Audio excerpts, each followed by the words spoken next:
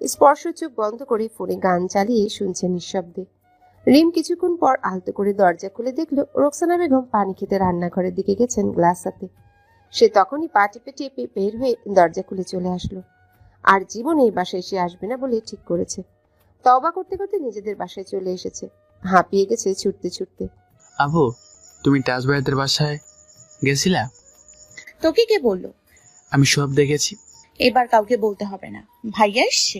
না, শোনো আরেকটা কথা। কি? মোনা বলেছে ওর পুতুলের বিয়ে আমার জেমসের সাথে দেবে, কিন্তু ওর পুতুলকে তো আমার ভালো লাগে না। কি করে জেমসের সাথে বিয়ে দিব বলো? কেন? ওর পুতুলের কি সমস্যা? ওর পুতুল তো চিকন আর আমার জেমস তো পান্ডা, কি করে মানাবে বলো?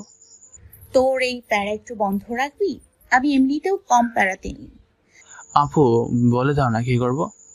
মোটা হয়েছে তো কি হয়েছে? মোটা মানুষ চিকন মানুষকে বিয়ে করে না বুঝি? তবে তুমি টাজ ভাইয়াকে বিয়ে করবে না কেন? এই কথা তোকে কে শেখালো? টাজ ভাইয়া শিখেছে। সর সামনে থেকে। রেগে মেগে রিম তার রুমে চলে এসেছে। এসে বারান্দার দরজা আর রুমের দরজা ভালোভাবে লক করে পর্দা টেনে বিছানায় শুয়ে পড়ল। এই স্পর্শ জ্বালাতন দিন দিন অনেক বেড়ে যাচ্ছে, একেবারে অসহ্যকর। আপু শুনছো? বিকাল হয়ে গেছে। রিহা ভাইয়ের একটা ভাইয়ার ভাইয়ের বন্ধু আসছে তোমাকে বিয়ে করতে, দেখবে আসো। কথাটা শুনে রিম লাফ দিয়ে উঠে বসলো। চোখ জ্বলে বলল, কি বলছিস? তোমার বিয়ে করতে একটা আঙ্কেল এসেছে, দরজা খুলো। তামিম আজাইরা কথা তো বলবে না, এটা রিমের জানা আছে। ওড়না গায়ে জড়িয়ে তাই আলতো করে দরজা খুলল সে। সোফায় একটা ছেলে বসা রিহাবের পাশে, সম্ভবত রিহাবের বন্ধু হবে। রিম যা বোঝার বুঝে গেল। দরজা আবার লাগিয়ে এখন ভাবছে কি করবে। সেই সময় মা এসে দরজায় কড়া নেড়ে বললেন তৈরি হয়ে বের হতে। মা এসব কি? আমি কি এখন বিয়ে করবো নাকি? বিয়ে করতে বলছে কে? শুধু একটু দেখা দিয়ে চলে যাবি, ব্যাস হয়ে গেল। না, পারবো না। এবার রিহাব এসে মাকে সরিয়ে দরজায় হাত রেখে বলল, রিম, আজ দেরি হচ্ছে কেন? চুপচাপ মাথায় ওড়না দিয়ে বের হন, নইলে টেনে হিসেবে বের করবো। রিম ওড়না মাথায় দিয়ে গাল ফুলিয়ে বের হলো। রিহাবের বন্ধু কেমন করে যেন তাকিয়ে আছে। স্পর্শ চাহনিতে ওর এমন খারাপ লাগেনি যতটা এই ছেলের চাহনিতে লাগছে। ছেলেটা সালাম দিল রিমকে, রিমও সালাম দিল। রিহাব জোর করে রিমকে সোফায় বসিয়ে বলল, আমার ছোট বোন ইন্টার ফাইনাল ইয়ারে পড়ে, পরীক্ষার্থী এই বছরের। তোমার পুরো নাম কি? আপুর নাম তাসমিয়া জান্নাত রিমজিম, আদর করে রিম ডাকে আমরা। তামিম চুপ থাক। বাড়ি মিষ্টি নাম। বয়স কত তোমার? আপু একদিন বলেছে আপুর বয়স 18। রিহাব তামিমের গাল টিপে দূরে সরিয়ে আনলো। ছেলেটা আবারও বলল, আমাকে কি তোমার পছন্দ হয়? রিম গাল ফুলিয়ে রেখেছে তখনও। তামিম দূর থেকে বলল, আমার কাছে আপনাকে ভালো লাগেনি, দাড়ি বেশি, অনেক বেশি। টাজ ভাইয়াগুলো আরো সুন্দর। ছেলেটা হেসে বলল, রিহাব, আমার মনে হয় তোমার বোনের সাথে তোমার ভাইটাকেও নিয়ে যেতে হবে বিয়ের পর। রিহাবও হেসে বলল। ওর কথায় কান দিও না, দুষ্ট অনেক। তামিম ভেঙচি কেটে চুপ করে থাকলো। রিম হঠাৎই উঠে চলে গেছে রুমের দিকে। রিহাব কথা কাটিয়ে বলল, লজ্জা পেয়েছে হয়তো। রিহাব মাকে নিয়ে রান্নাঘরের দিকে গেছে নাস্তা আনতে। তামিম এই সুযোগে ছেলেটার পাশে এসে বসলো। তারপর বলল, তোমার নাম কি? সুজন হাসান। পুরো নাম? সুজন হাসান। বয়স কত তোমার? 27। তামিম মুখ বাঁকিয়ে চলে এসেছে রিমের কাছে। রিম কাঁদছিল, সে বিয়ে করতে চায় না। রিহাব হঠাৎ কেন এই সিদ্ধান্ত নিয়েছে? যদি সত্যিই বিয়ে দিয়ে দেয়? তামিম রিমের গলা জড়িয়ে ধরে বলল, টাজ ভাইয়াকে বলি? কেন? ভাইয়া ডিসুম ডিসুম করে দেবে। তুমি কেঁদো না আপু। খবরদার কিছু বলবি না। সোফার রুম থেকে স্পর্শ গলা শোনা গেল সে সময়। রিম আর তামিম তাড়াহুড়ো করে বাইরে বেরিয়ে আসলো দেখার জন্য। স্পর্শ আঙ্গুল তুলে রিহাবকে বলছে, আমি থাকতে তোর বোনকে অন্য কারোর সাথে বিয়ে দিতে পারবি না, ও শুধু আমার।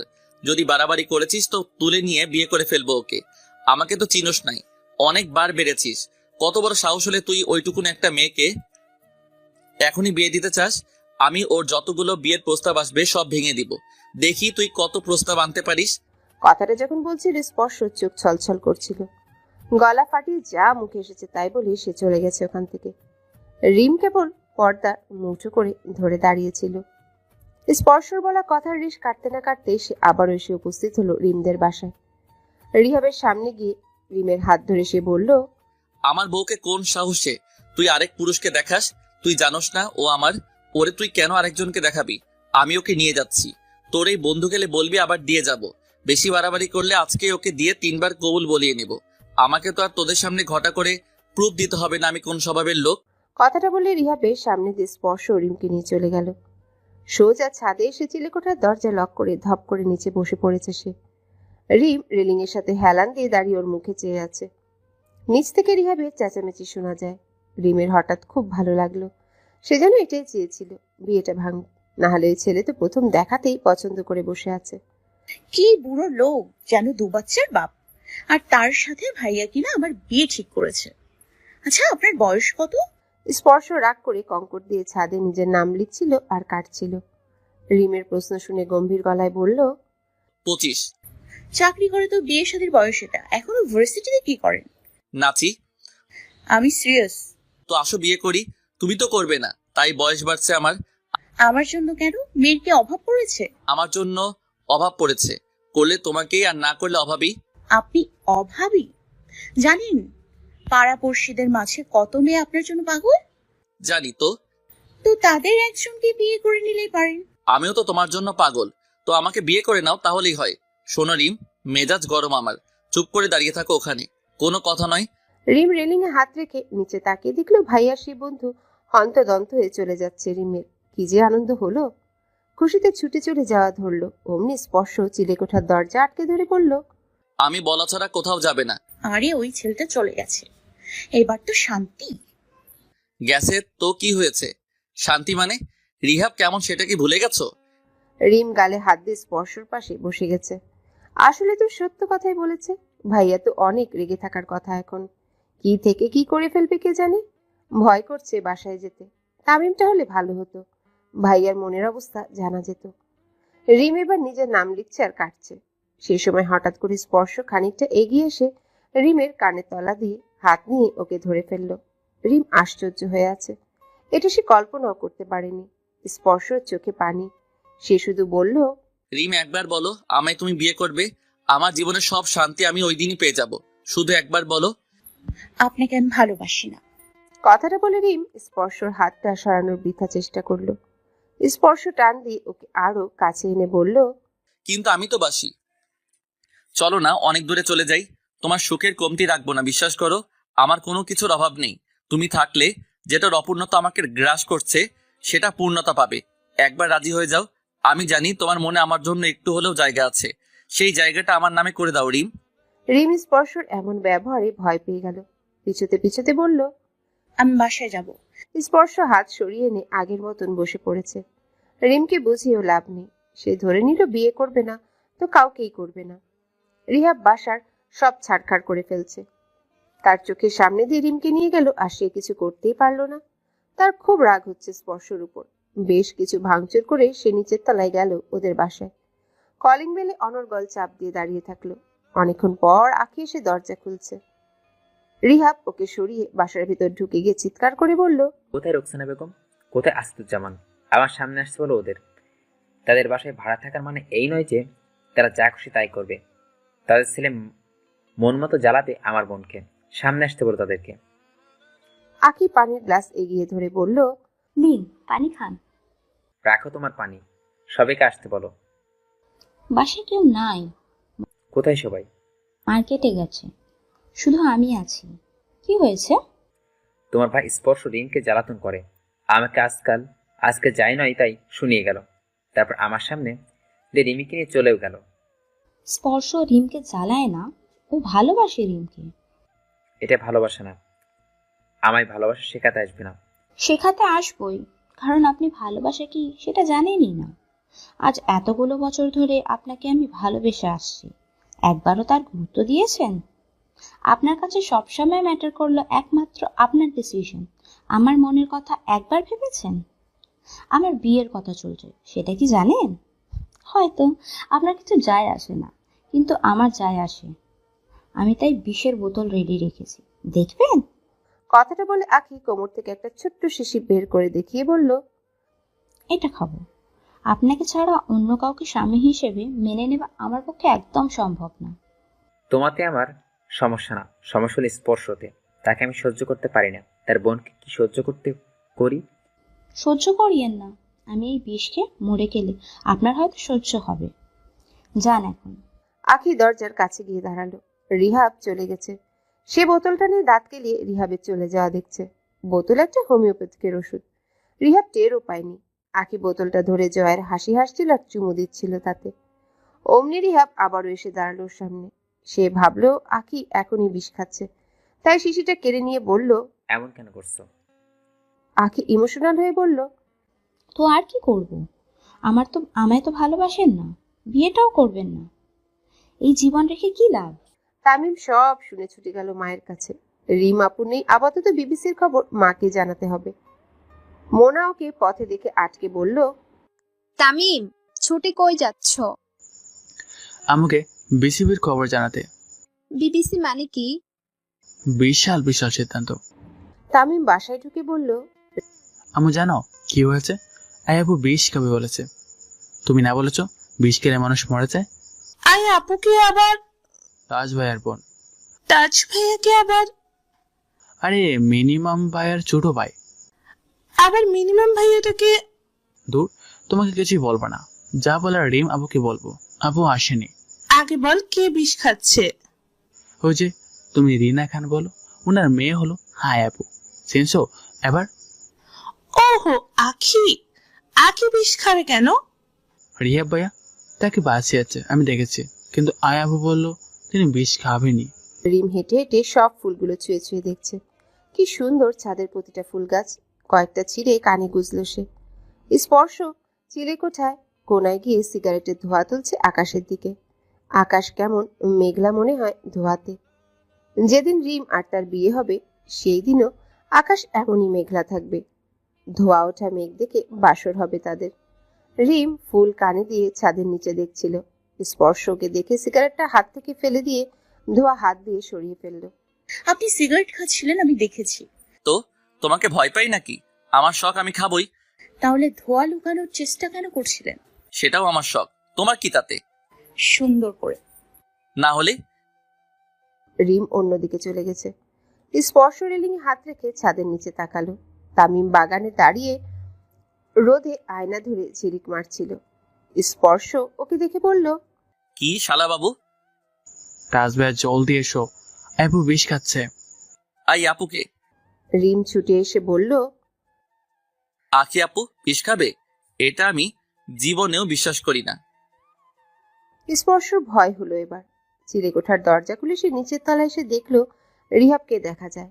সোফায় বসে আছে ও, পাশে আখিও আছে।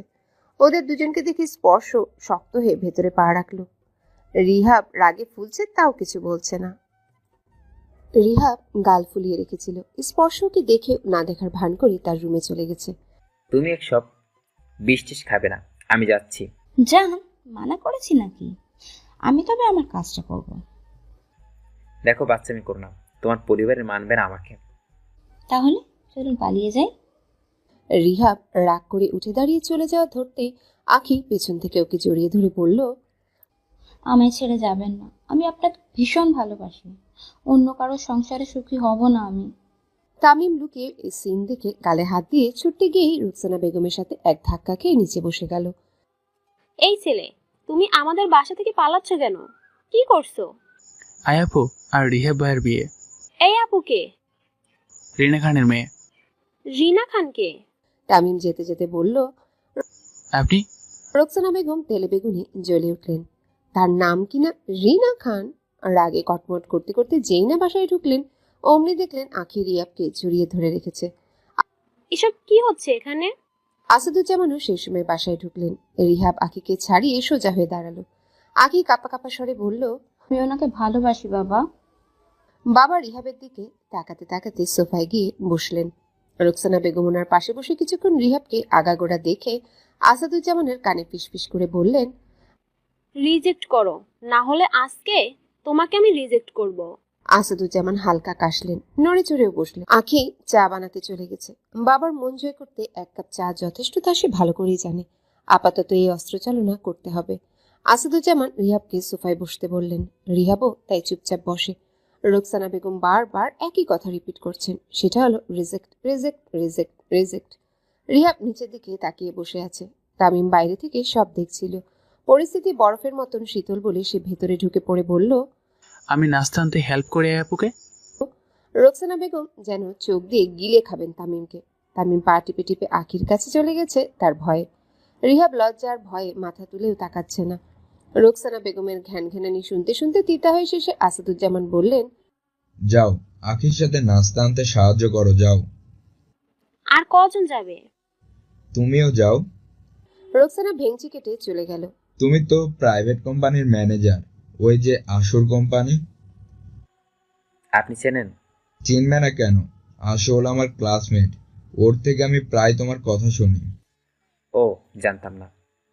আখিকে তুমি পছন্দ করো নাকি? রিহাব প্রশ্ন শুনে উত্তর ভুলে গেছে। লজ্জায় শেষ হয়ে যাচ্ছে সে। কি বললে লজ্জায় পড়তে হবে না তার অঙ্ক কষাকষি করে যাচ্ছে মনের ভেতর। আসাদুজ্জামান আবারও বললেন, আখি যে তোমাকে পছন্দ করে এটা আমি জানি, কিন্তু তুমি করো কিনা সেটা জানলাম না। জানা বড়ই জরুরি। আখি আসলে? থাক, বলতে হবে না, বুঝতে পারছি। তোমার বাবা তো এখানে নেই এই জায়গায়, তাই না? তোমার বাবা আসলে প্রস্তাব নিয়ে এসো একদিন। আপাতত এসব নিয়ে আলোচনা করার সময় এটা না। বিয়ে তো কেবল পাত্রপাত্রের মাঝেই হয় না, বিয়ে হয় দুটো পরিবার নিয়ে। রিহাব মাথা নাড়ি উঠে চলে যাওয়া ধরতেই আসাদুজ্জামান ওকে বসতে বলে নিজেই উঠে গেলেন রান্নাঘরে দেখার জন্য। সেখানে এসে দেখলেন রোকসানা বেগম আখিকে নাস্তা বানাতে দিচ্ছেনই না। এসব কি রেকসু? ছেলেটা তখন থেকে বসে আছে, আমি ভাবলাম ভালো কিছু বানাচ্ছ। এখন না আসলে জানতামই না তুমি ওকে নাস্তায় বানাতে দিচ্ছ না।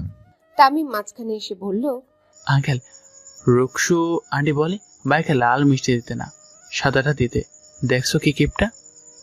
আসাদুজ্জামান কপালে হাত দিয়ে চলে গেছেন তামিমের কথা শুনে। আখি ট্রে নিয়ে সেও বাবার পিছু পিছু চলে আসলো। এই ছেলে, তুমি এত বেয়াদব কেন? কি করছি আমি? সব কথা লাগাই দিতে হবে? আম্মু দেখো আমাকে বকছে। তামিম মরা কান্না জুড়ে চলে গেল ওখান থেকে। রোকসানা বেগম মুখে হাত দিয়ে উকি দিয়ে দেখছেন ও কেঁদে কেঁদে ঠিক কি করে। ওমা! তামিম বাইরে গিয়ে কাঁদা থামিয়ে খাবার সব বড় বড় চোখ দিয়ে দেখছে, মানে এসব সে খাবে, তাই এত হেল্প। স্পর্শ সব শুনলো, তার মানে খুব শীঘ্রই রিমোর আত্মীয় হতে যাচ্ছে। বাহ! রিহাব আমাকে পছন্দ করে না, তাও রাজি হলো কি করে সেটাই ভাবছি। একদিক দিয়ে ভালো হলো, রিমের কাছাকাছি আরো বেশি করে থাকা যাবে। রিহাব বাসায় ফেরার পর মাকে সব জানালো আকিকে নিয়ে। মা সব সিদ্ধান্ত বাবার মতের উপর ছেড়ে দিয়েছেন। যদিও রোকসানাকে তার পছন্দ না, তাও রিহাবের পছন্দের উপরে তো একটা ব্যাপার আছে। রিমঝিম আশ্চর্য হয়ে গেছে রিহাবের এই কথা শুনে। সে ভেবেছে জীবনেও ওই পরিবারের সাথে রিহাব সম্পর্ক জুড়বে না, অথচ এদিকে উল্টোটা হয়ে গেল। প্রেম এদিকাই। রিহাবের ডাক শুনে হাত মুঠো করে ধীর পায়ে হেঁটে রিমোর সামনে গিয়ে দাঁড়ালো। রিহাব তার অফিসের কাগজপত্র ঠিক করতে করতে বলল, আখি বিয়ে করব, তার মানে এই নয় যে স্পর্শের রাস্তা ক্লিয়ার। তুই ওর থেকে দূরে দূরে থাকবি। আমি জানি তুই এর পছন্দ করিস না, ও যা করে জোর করে কয়। ওর থেকে দূরে থাকবি, ঠিক আছে? আচ্ছা। রিম চলে গেল ওখান থেকে। তামিম কতগুলো মিষ্টি নিয়ে বাসার দিকে যাচ্ছিল, তখন মোনা ওকে থামিয়ে বলল, উপরে পাউডার ছিটানো, এগুলো তো আমার আপুর বানানো মিষ্টি। কোথায় নিয়ে যাচ্ছ তুমি? আমার আবুর বানানো মিষ্টি টাচ ভাইয়াদের বাসা কি করে? জানি না তো। জেনে আসো। রিমের ফোন বাজছে। সে গোসল করে বেরিয়েছিল সবে। তীব্রর সাথে ব্রেকআপ হয়ে যাবার পর থেকে তার ফোনে কোনো কল আসে না। আজ হঠাৎ কল দেখে সে ভাবলো হয়তো তীব্র কল করেছে, তাই কৌতূহল নিয়ে এসে দেখেছে একটা আননোন নাম্বার থেকে কল। হ্যালো, আমি। আপনি নাম্বার পেলেন কই? অবু বেআইন, নাম্বার তো রাখতেই হবে। রিম কলটা কেটে ফোন অফ করে ফেললো। কি ঝামেলা! এরপর সারাদিন জ্বালাবে। আগে ঘন্টায় ঘন্টায় জ্বালাতে, এবার মিনিটে মিনিটে জ্বালাবে। রিমঝিম চুল শুকাতে বারান্দায় এসে প্রাণ খুলে একটা শ্বাস নিয়ে চুপ করে দাঁড়িয়ে আছে মিনিট 5 ধরে। সেই সময় নিচ থেকে স্পর্শ বলল, আওয়াজ না করলে আমি বুঝি না তুমি আছো। তোমার গায়ের গন্ধ লোকাবে কি করে? একটা মানুষের জন্য এত পাগলামি করা ভালো না। পরিণতি কেমন হয়? যার জন্য পাগলামো করা হয় সে মরে যায়। আর একবার মরার কথা বলে দেখো, সামনে এসে যাব। রিম চলে আসলো বারান্দা থেকে। আগে দরজা খোলা রেখে দুপুরে ভাত ঘুম দিত, এখন স্পর্শর ভয়ে বারান্দার দরজা লাগিয়ে তারপর ঘুমায়। কে জানে কখন আবার এসে পড়ে। তীব্র ভাইয়ের সাথে সব শেষ হয়ে যাওয়ার পর থেকে লোকটার পাগলামো আরো বেড়ে গেছে। মাঝে মাঝে ভয় হয় না জানি বিয়েটাই হয়ে যায় তার সাথে। তাহলে সারা জীবন জ্বালাবে। এই নাও মিষ্টির প্যাকেট। এতগুলো কেন দিলে টাচ ভাইয়া? তোমায় আমার একটা কাজ করতে হবে। কি কাজ? রিম বারান্দার দরজা লাগালে তুমি সেটা খুলে দিবে, ঠিক আছে? তারপর কি হবে? তারপর তোমায় আমি গোলাপ গাছ এনে দিব। সত্যি? হ্যাঁ। তারপর তুমি এসে রিমাকে চালাবে, তাই না? আমি বেশ জানি, একদিন দেখছি। একটা জিনিসই তুমি শালা বাবু, তোমার মতন স্পাই আর আমি দেখিনি। বড় হয়ে মস্ত বড় ডিটেকটিভ হবে। তা আর কিছু দেখেছো? দেখেছি রিমাপু তোমার গালে চড় দিয়েছে। এ কথা কাউকে বলবে না, না হলে কিন্তু গোলাপ দিব না। এখন যাও, যে কাজ দিছি সেটা করে এসো। তামিম মিষ্টিগুলো নিয়ে এসে রিমের রুমে টুল নিয়ে ঢুকলো। টুলে উঠে বারান্দার দরজা খুলে আবারও টুল নিয়ে চলেও গেছে। রিমের খবর নেই, সে গভীর ঘুমে আচ্ছন্ন। স্পর্শ বারান্দা দিয়ে যাওয়া ধরছিল, ঠিক সেই সময় তীব্র ওর রুমে এসে গেছে। তাই ওর সামনে আর কোথাও না গিয়ে বারান্দা থেকে রুমে ফিরে এসে জানতে চাইলো হঠাৎ তার রুমে আসার কারণ কি। রেমঝিমের ভাইয়ের সাথে নাকি আকি আপুর বিয়ে হবে? তাই তো শুনছি। তীব্র বিছানায় বসে বলল, আমার রিমের রাস্তা ক্লিয়ার হয়ে গেল। স্পর্শ চুপ করে ভাইয়ার মুখের দিকে তাকিয়েছিল। এক পাগলের ভাত নাই, নতুন পাগলের আমদানি। আমি রিমকে কাঠখড় পুড়িয়েও পাচ্ছি না, আর উনি কিনা বসে বসে স্বপ্ন দেখছেন। মুরত কত। কিরে, কি ভাবছিস? ঠিক বললাম না? হ্যাঁ, কিন্তু রিম তো নাকি তোমার সাথে ব্রেকআপ করেছে। সে কি তোমায় বিয়ে করবে আদৌ? কে বলছে ব্রেকআপ হয়েছে? তামিম বলেছে। ওই ছেলেটা একটা বাটপার। দুনিয়ার সব খবর একজনের থেকে আরেকজনকে লাগাবে। এখন থেকে নিজে ঠিক না করলে ভবিষ্যতে ওর পরিবারের কপালে দুঃখ আছে। আমি একবার ওদের পরিবারের জামাই হয়নি, তারপরে স্যারাকে সকাল বিকাল থাপিয়ে ঠিক করে দিব। মা কি তোমার সাথে রিমের বিয়ে মানবে? এমনিতে রিহাবের সাথে আখির বিয়ে মানছে না। তুমি তো হচ্ছে তার বড় ছেলে। তীব্র বালিশ বুকে ধরে খাটে হেলান দিয়ে বলল, আমি কি তুই? মা আমার চেয়ে তোকে বেশি ভালোবাসে। আমার বেলায় আমি যাকে বিয়ে করে আনি না কেন মা পরক করতে যাবে না, কিন্তু তোর বেলায় কোটিতে একটা খুঁজবে। তুই হলি মায়ের গোটা কলেজা। আমি আর আখি আপু তো নারী ফুরি। স্পর্শ নিজেও জানে মা ওর আর রিমকে জীবনেও মেনে নেবে না, তাও সে সম্পর্ক গড়ছে। মা একদিন না একদিন ঠিক মেনে নেবেন, কিন্তু রিমকে হারাতে দেওয়া চলবে না। রিম শুধুই তার। সারাদিন ভালো কি করিস বলতো? যখনই তাকাই তখনই দেখি তুই বারান্দায়। রুমটা আমায় দিয়ে দে। ওপরে রিমের বারান্দা, ওর সাথে কথা বলা সহজ হবে। জীবনেও না। কি সমস্যা? আমার রুমের চেয়েও ভালো, অনেক বড়। তোর তো মনে যাবে। তাও আমার এই রুমই ভালো। এখান থেকে বাগান দেখা যায়, ফুলের বাগান। ফুল বলতে আমি কত ডেসপারেট তা তো তুমি জানো। বলছিস যেন ফুলের জায়গায় কোন মেয়ে। যাই হোক, আমি আসি। দেখিস মাকে ম্যানেজ করে আমার ঋণের ব্যাপারটা সলভ করে দিতে। স্পর্শ হাত মুঠো করে দাঁড়িয়েছিল। ভাইয়ার উপর এত রাগ হচ্ছে তার। কি চাই এই ছেলেটা? জান দিয়ে দিব, তাও রিমকে আমি দেব না। ও শুধু আমার। তীব্র ভাইয়া যাচ্ছিল বন্ধুদের সাথে আড্ডা দিতে। পথে দেখা হলো তামিমের সাথে। সে ফুটবল নিয়ে কোথায় যেন যাচ্ছে। এই ছেলে দাঁড়াও। মিনিমাম ভাইয়া কেমন আছো? এই তোমাকে একদিন বলছি না আমাকে মিনিমাম ভাইয়া ডাকবে না? আমার নাম তীব্র। তামিম চোখ গোল করে চেয়ে রইল। তীব্রর হাত থেকে বলটা কেড়ে নিয়ে বলল, আমার আর রিমের সম্পর্কের কথা কে কি বলতে গেছো? আমার বল দাও। আগে আমার উত্তর দাও। বল দাও, নাইলে বল দাও, নইলে তুমি যে ফোনকে চুমো দাও সেটা সবাইকে বলে দেব। এটা মিথ্যা কথা। বলে দেখবো, তারপর দেখো। আছে বেয়াদব তো। ধরো তোমার বল। আচাইরা ভেজা চুলের মেলা, ওড়না গায়ে জড়ানো ঘুমন্ত দেহই নারী তার আপন, বড্ড আপন। তাকে ছোঁয়ার অধিকার কেবল তার। একদিন সেই অধিকার আমি ফলাবো। কথাটা বলে স্পর্শ রিমের চুলে হাত বুলিয়ে দিল। রিম ঘুমে এখনো। স্পর্শর সামনে বসে ফুলের গয়না বানায়, গাদা বেলি, গায়ে হলুদের গয়না। তার মতে বিয়ে না হোক সব ইচ্ছা তো পূরণ হবে। যতদূর জানে রিম নিজের ইচ্ছেতে জীবনেও স্পর্শকে বিয়ে করবে না। গাদা দিয়ে গলার মালা বানিয়ে স্পর্শ আলতু করে রিমকে সেটা পরিয়ে দিয়েছে। রিম টেরই পায়নি। এরপর পায়েল বানাচ্ছে সে বেলি ফুল দিয়ে। সেটা বানিয়ে পরাতে যেতেই রিমের ঘুম ভেঙে গেল। চোখ ডলে উঠে বসতেই সামনে স্পর্শকে দেখে সে এমন ভয় পেল যে এক চিৎকার এসে গেছে তার মুখ দিয়ে। স্পর্শ তারপরে ওর মুখ চেপে ধরে ফেলেছিল। মা রান্নাঘর থেকে ছুটে এসে দরজার সাথে কান লাগিয়ে বললেন, রিম চেঁচালি কেন? দরজা খোল। রিম ততক্ষণে চড় একটা মেরে দিল স্পর্শকে, তারপর মুখ থেকে হাত সরিয়ে বলল, না মা, দুঃস্বপ্ন দেখলাম, তুমি যাও। মা চলে গেছে। রিম গলা থেকে মালা খুলে স্পর্শর দিকে ছুঁড়ে বলল, আপনার সাহস দিন দিন বেড়ে যাচ্ছে। আমি আপনাকে চাই না সেটা বলছেন না, কেন বারবার আমার কাছে আসার চেষ্টা করেন? স্পর্শ রাগ উঠে গেছে, চোখ লাল হয়ে আছে তার। কঠিন গলায় বলল, আমি একবারও তোমায় খারাপ ভাবে কখনো ছুঁয়েছি? হ্যাঁ বা না? না। তাহলে কেন বলো এটা? তুমি আমায় চাও না বলে কি আমি তোমায় চাইবো না? আমি তোমায় চাই মানে তুমি আমার হবেই। তোমার ইচ্ছাতে আমি নাচি না, হয় আমার হবে না হয় চিরকুমারী থাকবে। কথাটা বলেই স্পর্শ ফ্লোর থেকে গাঁদা ফুলের মালাটা নিয়ে রিমকে জোর করে পরিয়ে দিল আবার। তারপর পায়েলটা পরাতে পরাতে বলল, আমি যা করি তাতে বাধা দিবে না? দিলে খুব খারাপ হবে। আমি অন্তত তীব্র ভাইয়ার মতন তোমার থেকে চাহিদা রাখি না। আমার চাহিদা অন্যরকম। আমি তোমায় ফুল দিয়ে সাজাই, তোমার চুলের গন্ধে মুগ্ধ হই, তোমার হাতের স্পর্শে বিভোর হই। এর বেশি চাহিদা এখন আমার নেই তোমার প্রতি। বাকি সব বিয়ের পরের কথা। তাতেও তোমার সমস্যা? তীব্র ভাইয়াকে এ কারণে ভালো লাগতো তোমার? খবরদার আমার চরিত্র নিয়ে কিছু বলবেন না। বলছি না আমি জানি তীব্র ভাইয়া কোনোদিন তোমায় ছুঁতে পারিনি, সেটার গ্যারান্টি আমি নিজে। তারপরেও বলছি, আমাকে তীব্র ভাইয়া মনে করবে না। আমার জীবনের প্রথম এবং শেষ এবং একমাত্র তুমি। এটা আমার ঢোল পিটিয়ে কেন বলতে হয়? তুমি বুঝি জানো না? নাকি তোমার মনে হয় দিনে 24 ঘন্টায় আমি তোমাকে জ্বালানোর পাশাপাশি আরো 10টা মেয়েকে জ্বালাই? তুমি তো নিজের চোখেই দেখো আমি সারাদিন ঠিক কি করি।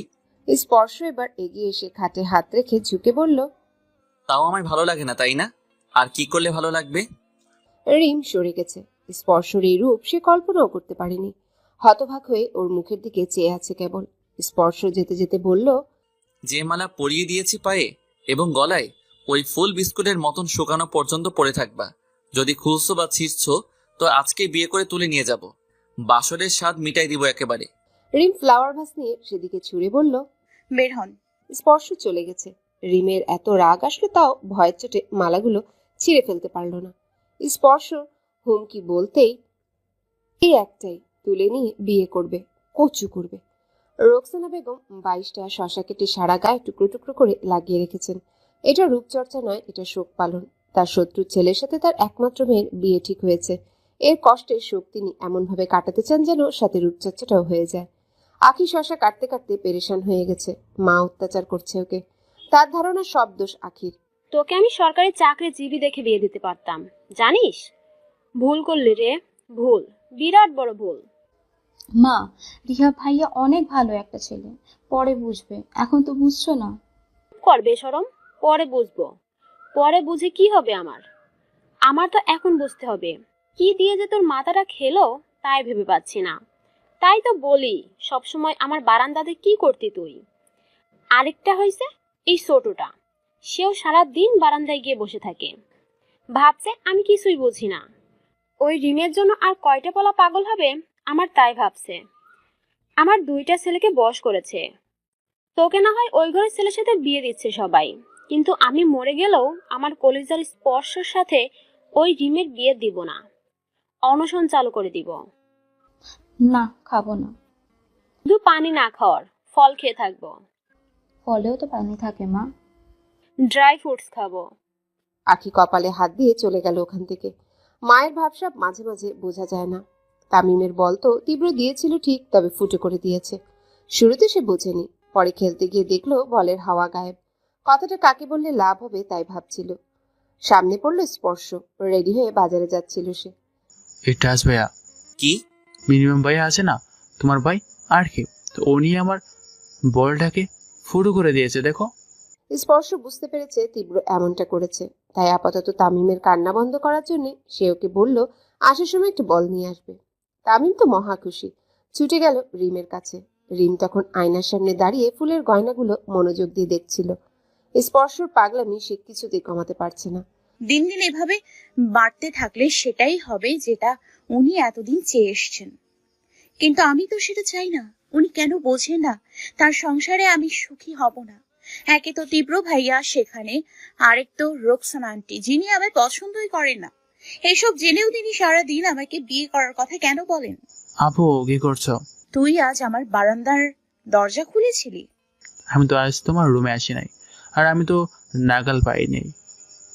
কি করে খুলবো বলো? তোর টুল দিয়ে দুনিয়ার সব দরজা খুলোস সেটা জানা আছে আমার। মিথ্যে কেন বলছিস? সত্যি, তুমি গিয়ে দেখো। সকালে রিহাব ভাইয়া যাওয়ার পর দরজা আটকে টুলটা ফ্রিজের পাশে রেখেছে, এখনো ওখানে আছে। আমি তো দেখলাম টুলটা সোফার রুমে। তামিম জিভে কামড় দিয়ে কেটে পড়লো ওখান থেকে। আজ অনেকদিন পর স্পর্শর সাথে তার ছোটবেলার বন্ধু করিমের দেখা। আড্ডা তো দিতেই হতো। চায়ের দোকানে বসে দুজন জম্পেশ আড্ডায় মেতে গেছে তাই। করিমের কথায় সিগারেট মুখে পড়তেই স্পর্শ দেখলো রিহাবও দোকানে এসেছে তামিমের জন্য পাউরুটি কিনতে। স্পর্শ সিগারেট খাচ্ছে দেখে নাক সিটকালো সে। তারপর ওখান থেকে চলেও গেছে। শোন স্পর্শ, আরো একবার বলছি, আমার বোন টিয়ার সাথে তোকে খুব মানাবে। আর দেরি করিস না, রুকসানা আন্টিও টিয়াকে খুব পছন্দ হবে। কেন এতগুলো বছর ধরে একটা মেয়ের পিছনে পড়ে আছিস? সে তোকে চায় না, এটা তোর বুঝতে হবে। ও আমায় চায়, না হলে 1000 বার ওর কাছে যাওয়ার পরেও সে কোনোদিন মুখ ফুটে রিহাবকে বলেনি আমি তাকে ডিস্টার্ব করি। সে আমার কেয়ার করে। আর রিম আমাকে ভালো না বাসলেও আমি তো বাসি, তাতেই ঘর সংসার হয়ে যাবে।